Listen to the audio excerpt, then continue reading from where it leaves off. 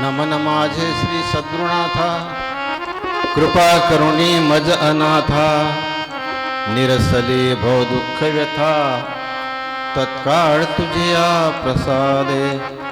अनंत वाणी अनंत ध्यास, वृथा संदेह या जीवास, पारख बोध करुण्या खास, मुक्त केले बंधनी. तुझी स्थितीचा विचार, वदवी जीवा नित्यसार. इतुके कृपा करी मजवर, जीवोद्धारा कारणे. बहुपकारांची तुरासी, ज्ञानबोध नित्य पाजिसी. जवळीच ठेवी अनंतासी, कर जोडुनी विनवितो श्री सद्गुरुनाथ महाराज की आ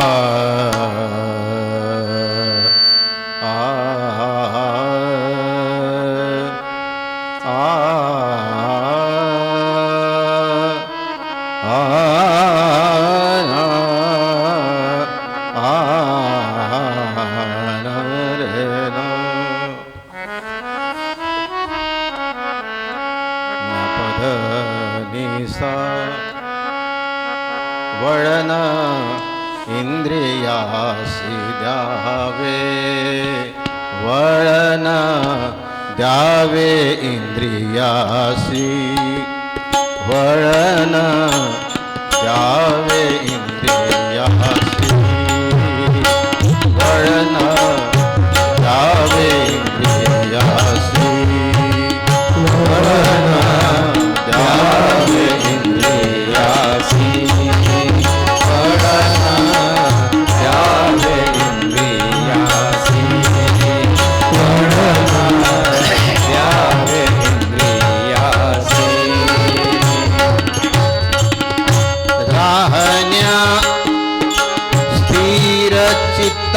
पासी.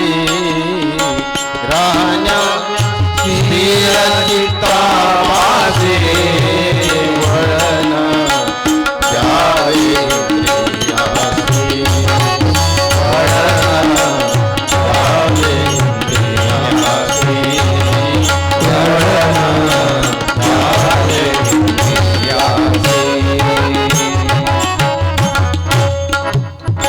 चित्त लावावे संधानी, चित्त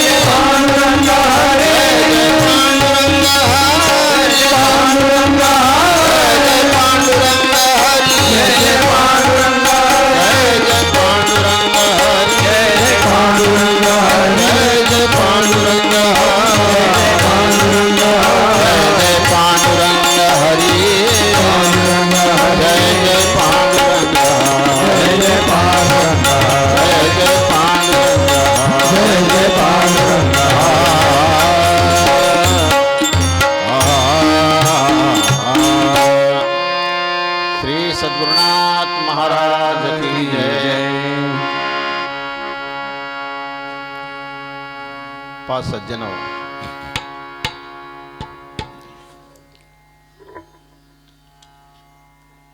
आपण जीवन जगत असताना सगळ्यांच्याच मनामध्ये असा काय भाव असतो की आमच्या जीवनामध्ये दुःख कधीच येऊ नये. नाना प्रकारचे दुःख, समस्या, आपत्ती विपत्ती, नाना प्रकारच्या घटना आमच्या जीवनात येऊ नये. परंतु प्रश्न असा आहे की कोरड्या इच्छेने फल न पावसी, किंवा राष्ट्रसंतांनी ग्रामगीतेमध्ये एक ओवी दिली आहे, कलकत्त्याच्या गाडीत बसावे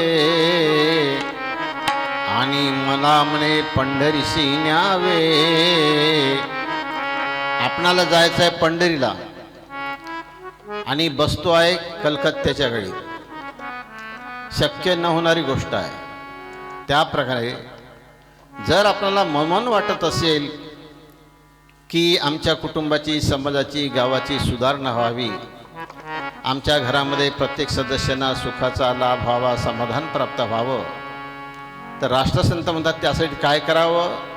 वळण द्यावे इंद्रियासी, राहण्या स्थिर चित्तापासी, वळण द्यावे इंद्रियासी. कारण सिद्धांत असा आहे, जयाचे चित्त चंचळ तया ते नाही प्राप्ती फळ, यत चित्त जो निश्चळ त्या ते प्राप्ती उपाये. जर कुणाला वाटत असेल की आम्ही समाधानाने जीवन जगावं, आमच्या कुटुंबामध्ये कलह नसावा, आमच्या संबंधामध्ये वैर नसावं, आमच्या व्यवहारामध्ये दोष नसावा, असं कुणाला वाटत असेल तर पहिलं काम आहे चित्त चंचळ जे आहे त्याला स्थिर करणे. लक्षात घ्या, आपलं जे चित्त आहे ती जितपंत नाही निर्मळ जीवन, काय करील साबन, तैशी चित्त शुद्धी नाही, तेथे बोध करील काही. चित्त शुद्ध नाही तिथं बोध संतांनी जो केला, राष्ट्रसंतांनी, गाडगे महाराजांनी, कबीर साहेबांनी, तुकाराम एकनाथांनी, अनेक संत मुनींनी, ऋषीमुनींनी, थोर नेत्यांनी, समजदार लोकांनी आपणाला उपदेश केला की बाबा रे, सुखाचा लाभ प्राप्त करण्यासाठी काय करावं लागतं. आणि आता आपण आपल्या समाजामध्ये भागवत यज्ञ करतो, आपण सप्ताह करतो, सामुदायिक प्रार्थना ध्यान करतो, भजन पूजन करतो, देवी देवतींचं पूजन करतो. या सगळ्या गोष्टी ज्या समाजामध्ये चालू आहे ते काही निरर्थक गोष्टी नाही आहे, त्याला काही अर्थ आहे. आणि ह्या ज्या बाबी आहे त्या सगळ्या बाबी संत महात्म्यांनीच आपल्या समोर आणल्या आहेत. तुकड्या दास म्हणे वागावयासाठी, पाडिल्या परिपाठी व्यवहारित्या. सामुदायिक प्रार्थना चालू आहे, मठ मंदिर आहे, देव देवळा आहे, हे आपणाला सुख समाधानाचा लाभ व्हावा यासाठीच आहे.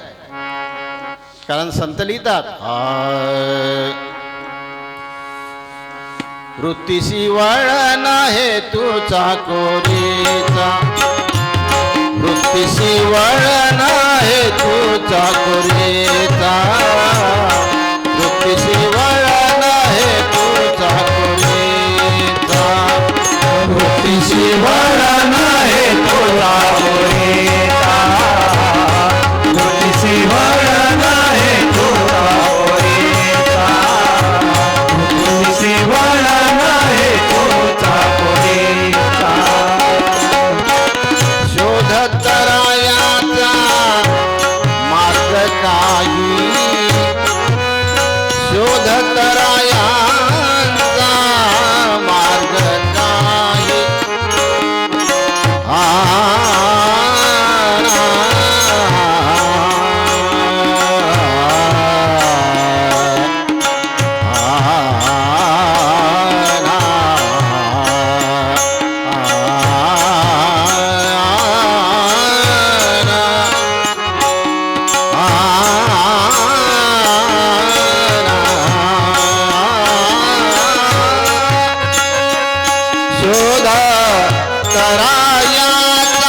मार्ग काही शोधत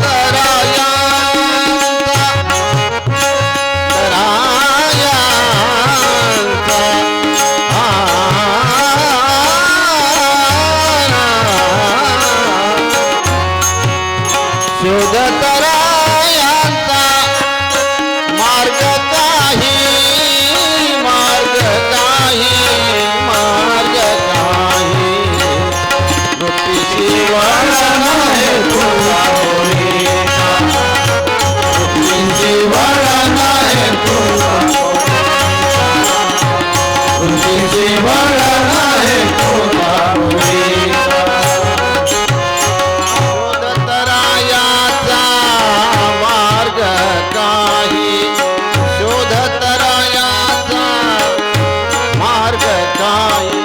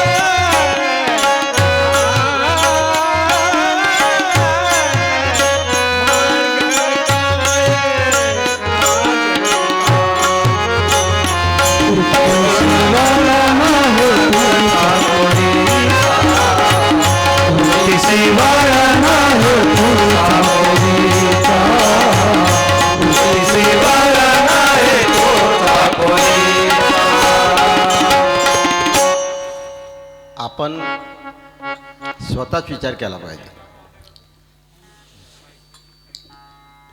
की जी आपण देवपूजा करतो व्रत वैकल्य करतो भागवत ऐकतो कथा कीर्तन ऐकतो तीर्थाला जातो जे काही आपण कार्यक्रम करतो या करण्याच्या मागे उद्देश काय आपला उद्देश काही पापवृत्तीचा आहे का पाप व्हावं अधर्म व्हावा आपल्या घरामध्ये झगडे भांडणं व्हावे समाजामध्ये दुफळी तयार व्हावी मतमतांतर तयार व्हावे असा काही उद्देश आहे का साधनांचा नाही साधनांचा उद्देश तो नाही आहे प्रत्येकाच्या मनामध्ये त्यांच्या समजीनुसार एक एक शब्द मी काय बोलतो लक्षात घ्या प्रत्येकाच्या मनामध्ये आपापल्या समजीनुसार कारण संतांनी सहज एकामध्ये म्हटलं आहे की कोणा बोलू नये काही आपापला मार्ग नीट पायी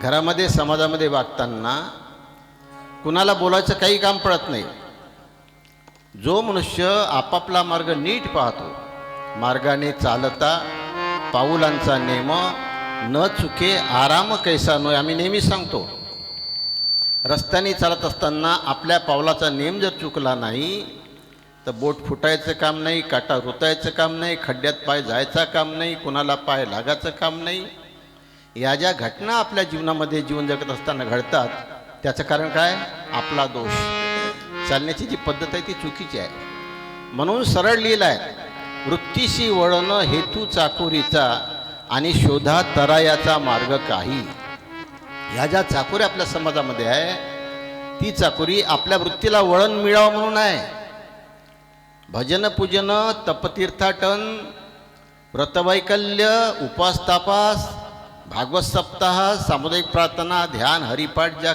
गोष्टी आहे या गोष्टी काही देव प्राप्त व्हावं पुण्य प्राप्त व्हावं म्हणून नाही आहे कारण जी वस्तू बाहेरून प्राप्त होते तिचा आज ना उद्या वियोग आहे सिद्धांत आहे जिथं संयोग आहे तिथं वियोग आहे आपण पत्नी म्हणून हिंगणघाटची एक मुलगी आपल्या घरी आणतो सून म्हणून ज्यावेळेस आपण सून जोडली पती पत्नीचं नातं जोडलं ते तुटणारच आहे संयोग तो वियोग आहे शेवटच्या क्षणापर्यंत प्रत्येक वस्तू, प्राणी आणि पदार्थ माणसाच्या जीवनामध्ये शेवटच्या क्षणापर्यंत साथ देईलच याचा काही भरोसा नाही, हे प्रत्येकाने समजलं पाहिजे.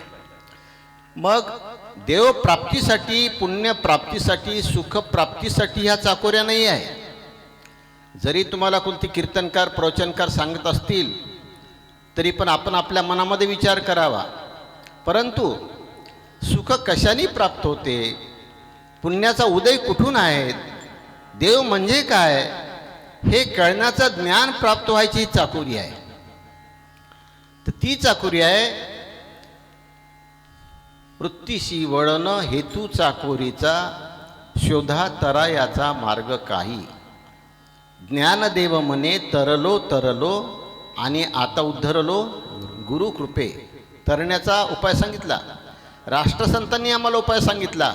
तरण्यासी भवसागर सगळा, आणि अवघड हा षडरिपूचा मेळा. मनुष्य तरल्या का जात नाही. अनेक प्रयत्न करत असून जन्माच्या पहिल्या क्षणापासून मरणाच्या शेवटच्या क्षणापर्यंत प्रत्येक प्राणी जे जे कार्यक्षेत्र ज्या ज्या माणसाचं आहे, कोणाचं शेती आहे, कोणाचा व्यवसाय आहे, कोणाची नोकरी आहे, कोणाचं राजकारण आहे, कोणाचं समाजकारण आहे, जे जे कार्यक्षेत्र आहे त्या त्या कार्यक्षेत्रामध्ये कार्य करताना आपणाला त्या कार्यामध्ये यश संपादन का प्राप्त होत नाही. लक्षात घ्या. एक कुटुंब होतं. त्या कुटुंबामध्ये आई वडील, एक मुलगा आणि एक सून होती. आई वडील साधे होते, मुलगा राजकारणी होता आणि सून धार्मिक होती. सहज ती आई जी आहे, सासू, ती बाहेर उभी होती आणि तिकडून 3 देव तयार झाले, उपस्थित झाले. देव म्हणजे देवासारखे माणसं होते. तर त्यांनी विचारलं, बाबा म्हणे हे घर कुणाचं आहे. या ना म्हणे आमचंच घर आहे सासूबाई. तर म्हणे आम्ही यासाठी विचारलं नाही, घर कुणाचं आहे. म्हटलं घर आमचं आहे. तर तुमचा याचा आग्रह आहे पण आमचा तो नियम नाही म्हणे. आम्ही कुणाच्या घरी विनाकारण जात नसतो. ज्याला कुणाला आमची गरज आहे तिघाची, त्या तिघापैकी कोण पाहिजे तो एक जण येईल, तिघे नाही येणार. आमच्या तिघाचे नाव म्हणे दौलत, यश आणि प्रेम. तिघाची 3 नावं होती. एकाचं नाव होतं दौलत. दौलत म्हणजे इस्टेट, धन. दौलत, यश आणि प्रेम असे आमचे तिघाचे नाव आहे. तिघापैकी कुणाला बोलवता ते विचार करा म्हणे तुम्ही आपल्या घरी, आणि मग तुम्ही आम्हाला बोलवा. घरात गेली. पत्नी पतीला विचारते, म्हणे असं असं समोर 3 जण येऊन आहे, त्या तिघांचे नाव हे आहे, त्यापैकी कुणाला बोलवा म्हणे आपण. तिघं येत नाही म्हणे, आम्ही कोणी एक जण येईल. तर तो पती काय म्हणाला, आपल्याला गोड काय आहे, सगळ्यात दौलत. काय पाहिजे, एनकेन प्रकारे दुधामध्ये पाणी मिसळत चालते, पाप केले चालेल, पण पाहिजे पैसा, नाही का. अनेक जीवाची हत्या करून जीवन जगलं तरी चालते, फसवून चालते, बिनाश्रमाचं जीवन जगलं तरी चालते. पाप हो की पुण्य याची काही फिकीर नाही, फक्त आम्हाला काय पाहिजे, पैसा. तर तो होता लोभी माणूस. तो म्हणे असं करू आपण, त्या तिघापैकी दौलत ज्याचं नाव आहे त्यालाच बोलावून घेऊ, दौलत होऊन जाते. पत्नी म्हणाली, सासू म्हणे दौलत आणून का फायदा, यशाला बोलवू आपण, यश. आणि ही जी सून होती ती सून काय म्हणाली, आई बाबा म्हणे यश संपादन केव्हा होईल, आपल्या मनामध्ये द्वेष राहिला, वैर राहिलं, विटंबना राहिली, घृणा राहिली, तर यश संपादन होत नाही म्हणे पैसे अडकाने. आपण म्हणे प्रेम ज्याचं नाव आहे त्याला अगोदर बोलवू. त्यांना पटलं ते, आणि ती गेली. आणि बाबा म्हणे ज्यांचं नाव प्रेम आहे त्यांनी या म्हणे. प्रेम यायला निघाला. प्रेम यायला निघाल्याबरोबर दौलतही निघाला आणि यशही निघाला त्याच्याबरोबर. यासाठी घरात आले, ती विचारते, म्हणजे तुम्ही एकच जण येणार होता असा नियम असताना तुम्ही तिघही कसे आले? तर ते म्हणाले, बाबा ज्यांना दौलत पाहिजे तिथं यश नाही संपादन होत.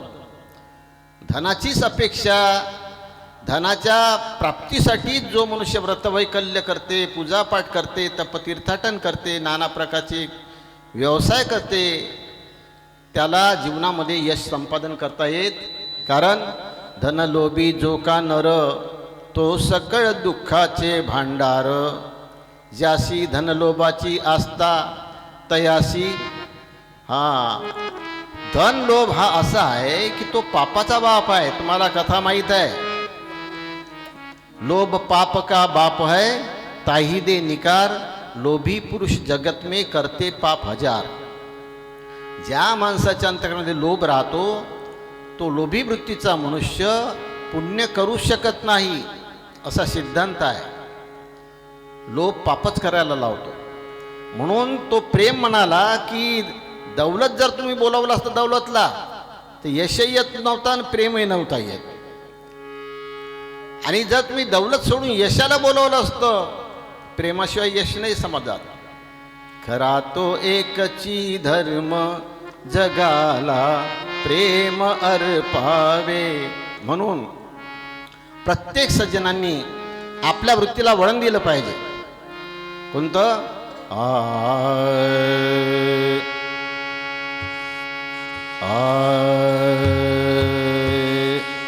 अंतरी नाही प्रेम काय वदवितो श्रीनाम. अंतरी नाही प्रेम काय वदवितो श्रीनाम. अंतरी नाही प्रेम काय वदवितो काय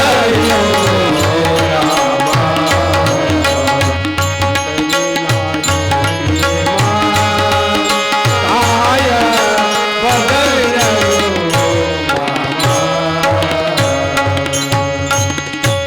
काय वदवितो श्रीनाम.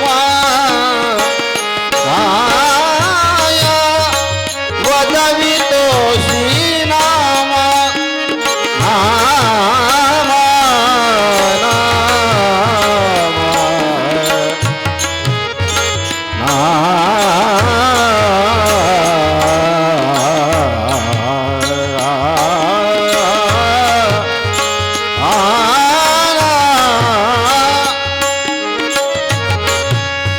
काय वदवितो श्रीनाम. वदवितो श्रीनाम. वदवितो श्रीनाम. अंतरी नाही प्रेम काय वदवितो अंतरी नाही प्रेम.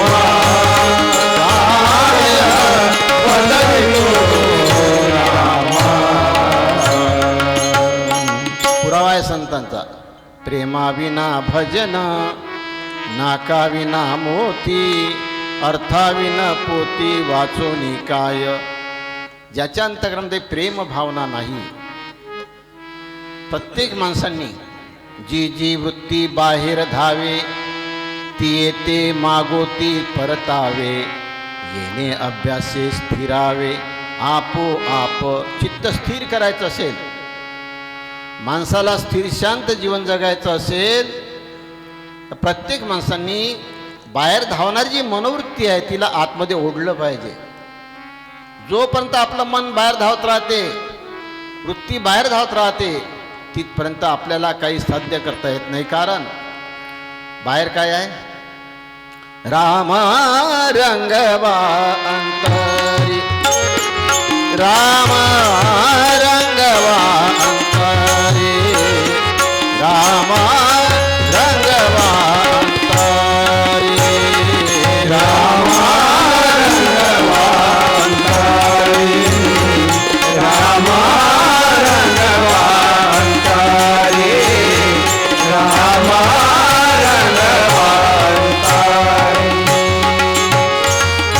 विषय काढावे बाहेरी, विषय काढावे बाहेरी, विषय काढावे बाहेरी, राम रंगवांतरे, राम रंगवांतरे, राम